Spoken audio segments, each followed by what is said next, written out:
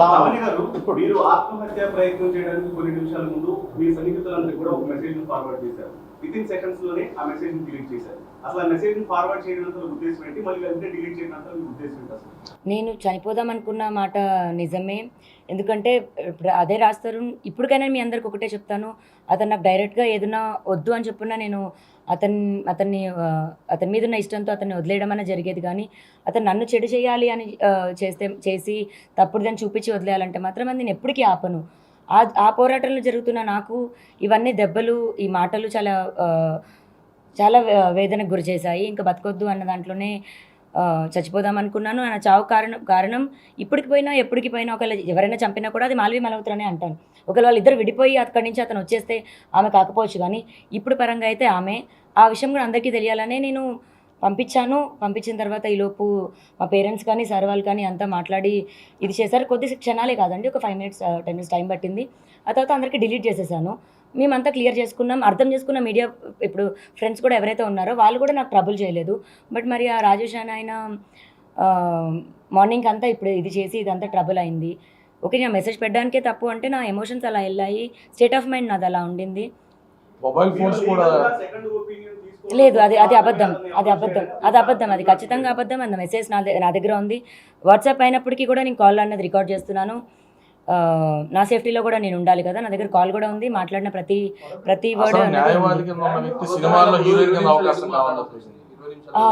So అతను నాకు message ఎందుకు చేయడం జరిగింది, ఆ కాంటాక్ట్ ఎవరు చేయడం జరిగింది, అతను మూవీస్ ఎందుకు చేస్తున్న మూవీ ఏంటి, ఓకే లావణ్య గారు అంటే మీరేనా అని మాట్లాడుతూ, నేను ఇవాళ ఆల్రెడీ మీ గురించే ప్రెస్ మీట్ ఒకటి మాట్లాడాను, బట్ నా ఉద్దేశం అది మాట్లాడడం అని కాదు, మీరని తెలియదు కదా నాకు కూడా అని అలా మాట్లాడుతూ వాళ్ళ పేరెంట్స్ కూడా నాకు అప్రోచ్ అవుతున్నారు, ఇవాళ నైట్ మాట్లాడుతున్నాను అని మాట్లాడారు.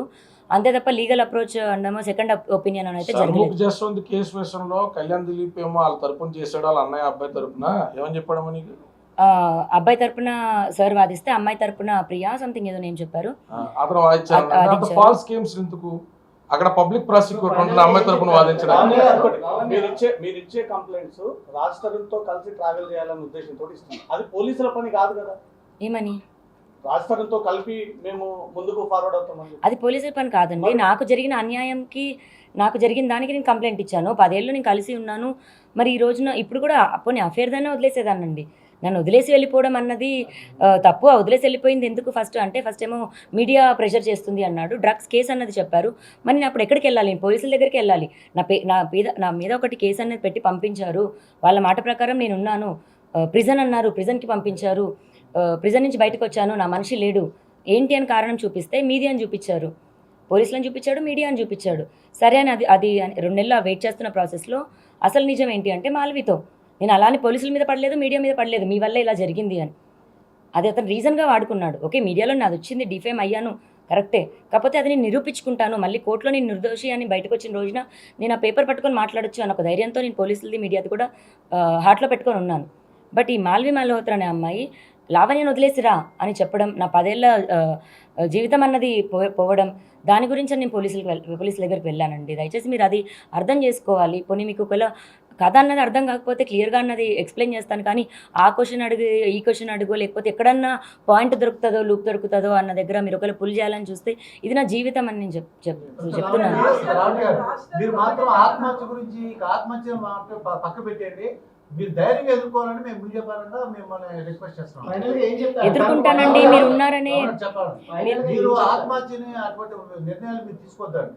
అట్లా నిర్ణయాలు తీసుకుంటే మీడియా కూడా వదిలేస్తామని చెప్పాలండి. రాత్రి పిల్ల మీద డిలీట్ ఎందుకు జరిగింది అన్నారు కాబట్టి రాత్రి మెలుపుకోవడం, తిట్లు వాళ్ళ నాన్నగారి మీద కూడబెట్టి తీసుకెళ్ళి అయిపోయిందండి. ఇప్పుడు ఇలాంటి చర్యలు చేయడం వల్ల మీడియాకి కానీ చేసే వాళ్ళకి కానీ ఇప్పుడు పిల్లని పబ్లిక్ గానే మందలిస్తున్నాం.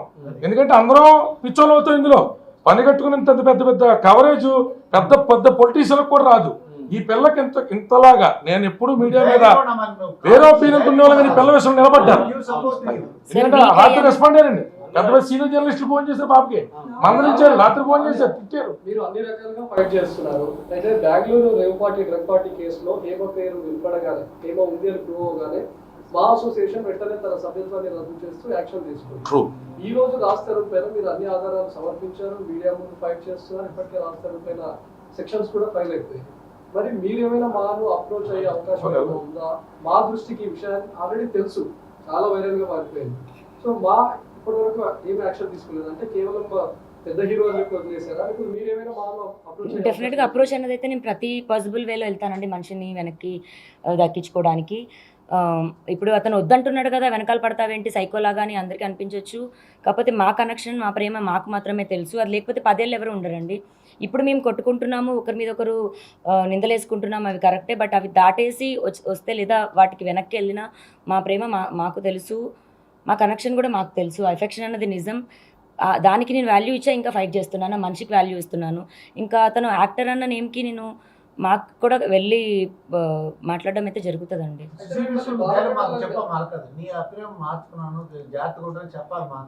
జాగ్రత్తగా ఉంటాను సార్. నిన్న నా స్టేట్ ఆఫ్ మైండ్ చాలా వీక్ గా ఉన్నాను.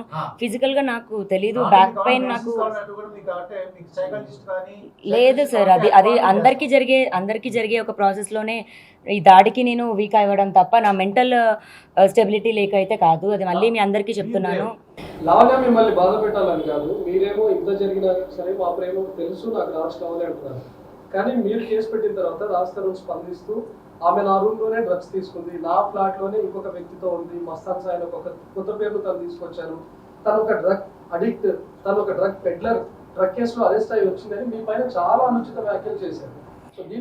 నేను ఒకవేళ డ్రగ్స్ అదే ఇంట్లో రాజ్ తరుణ్ అలా ఉండగా ఎదురుగా మీ క్యారెక్టర్ అంతా కూడా చాలా బ్యాడ్ చేస్తూ మీడియా ముందు చెప్పాడు రాజ్ తరుణ్. మాట్లాడినటువంటి ఆడియోలో కూడా సేమ్ ఆ మస్తాన్ సాయిని వచ్చి పొమ్మని చెప్పని రామని మీరు వేడుకున్న విధానం. ఒకవేళ అలా మాట్లాడేది అయితే రాజ్ని పక్కన కూర్చొని ఎందుకు మాట్లాడతాను? 3 days నుంచి మాకు గొడవ జరుగుతుంది. ఇప్పుడు కథ మొత్తం ఒక 3 రోజుల కథ చెప్తున్నప్పుడు 3 రోజులది చెప్తే బాగుంటుంది కదా. ఎండింగ్ ఒక 5 minutes మాట్లాడిన కాల్ ఒకటే వినిపిస్తాయి. మీకు అర్థం కాకపోవచ్చు. ఆ 3 రోజులు నన్ను అదే సైకోగా నేను పిచ్చిదానిలాగా నన్ను పోర్ట్రే చేశాడు. ఆ కాల్కి 1 month ముందు రాజ్ హిమాచల్ ప్రదేశ్ మండి వెళ్ళి ఆ అమ్మాయి వాళ్ళ ఫాదర్ని కలిసి మాట్లాడడం జరిగింది. ఆ అమ్మాయి వాళ్ళ ఫాదర్తో ఈ అమ్మాయికి మెంటల్ స్టెబిలిటీ సరిగ్గా లేదు, మేము అమ్మాయికి ట్రీట్మెంట్ ఇప్పిస్తున్నాము, సో అమ్మాయితో నేను సంసారం చేయలేను, అమ్మాయితో నేను ఉండలేను, ఇంకో పెళ్లి చేసుకుందామని డిసైడ్ అవుతున్న టైంలో నాకు మాల్వీతో పరిచయం ఏర్పడింది. నేను మాల్వీని పెళ్లి చేసుకుందాం అనుకుంటున్నానని అమ్మాయి ఫాదర్కి చెప్పడంతో అమ్మాయి వాళ్ళ ఫాదర్ సరే నువ్వు లావణ్యని వదిలేస్తే మేము పెళ్లి చేస్తాము అని చెప్పడంతో ఈ అబ్బాయి అది నాకు తీసుకొచ్చి నేను పిచ్చి అన్నది పోర్ట్రే చేయాలి, ప్రూవ్ చేయాలన్న దాంట్లోని ఇచ్చిన రిజల్ట్ అండి. నేను అది కౌంటర్. మీ పైన చేస్తున్న ప్రధాన ఆరోపణ ఏంటంటే గుంటూరులో నమోదైన కేసు చూపిస్తున్నాడు, తమ ఎఫ్ఐఆర్ పెట్టుకునే అది కూడా చూపిస్తా ఉన్నాడు. ఇంతగా ఆ కేసు క్లోజ్ అయినట్టేనా? మాత్రం దాన్ని ఎవిడెన్స్ గా చూపిస్తా ఉన్నాడు. ఇప్పుడు మీరు పెట్టింది కూడా ఆషామాషి కేసు కూడా కాదు. అవును కరెక్టే. ఇప్పుడు అతను చూపిస్తుంది ఏదైతే ఉందో అది సీక్రెట్గా ఉన్నది ఏదో కాదండి. నేను పబ్లిక్గా బయటకు వచ్చి అదే పోలీస్ స్టేషన్లో కంప్లైంట్ ఇవ్వడం జరిగింది, ఎఫ్ఐఆర్ అయింది. నేను కోర్టుకు వెళ్ళి 164 కూడా ఇవ్వడం జరిగింది. అది ఒక లీగల్ ప్రొసీజర్లో వెళ్తుంది, దాన్ని అలాగే ఉండనిస్తే బాగుంటుంది. అది ఏమైనా సరే కేసు పరంగానే చూడాలి. అండ్ నేను రాజ్ తరుణ్కి చెప్పకుండా కేసు వెళ్ళడం అన్నది అయితే అబద్ధం. నన్ను ఇక్కడి నుంచి మళ్ళీ గుంటూరు పంపించడం కానీ, గుంటూరు కోర్టుకి వెళ్ళడం కానీ, పోలీసులతో మాట్లాడడం కానీ అన్నీ రాజ్కి తెలుసు. ఒకవేళ నా డివైజెస్ ఏమైనా పోతాయేమో అని చెప్పి రాజ్ ఫోన్లోనే, అంటే మా 2 phones సింక్ అయి ఉంటాయి, రాజ్ ఫోన్లోనే ఒక ఫోల్డర్ కూడా నావి నేను అతనికి ఇవ్వడం జరిగింది, అతని దాంట్లోనే దాపెట్టడం జరిగింది. మరి అప్పుడున్న ఫ్రెండ్ మరి 1 yearలో నుంచి ఆ కేసు జరిగి 1 year అవుతుంది, మరి వదిలించుకోవాలి అనుకుంటున్న అతను 1 year నుంచి బయటకు వచ్చి చెప్పొచ్చు కదా. ఈ రోజు నేను బయటకు వచ్చిన తర్వాత ఎందుకు ఆ కేసు మ్యాటర్ది మాట్లాడుతున్నాను? ఈ సెక్షన్ కాదు 376 పెట్టు అని మహానుభావుడు వాయిస్ క్లిప్ ఉందండి. ఈ సెక్షన్ కాదు మస్తాన్ గారు దోల తీర్చాలి, ఆడికి 376 పెట్టాడు బుద్ధి